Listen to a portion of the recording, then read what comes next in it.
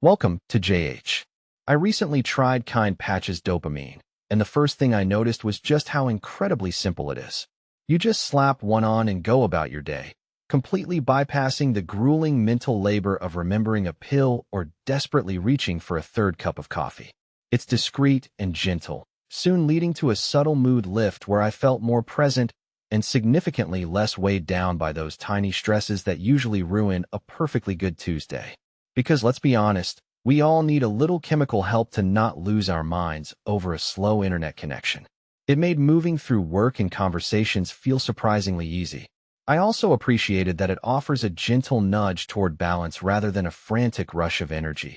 I felt focused and engaged without the standard jitters that make you look like you've just had an electrical surge.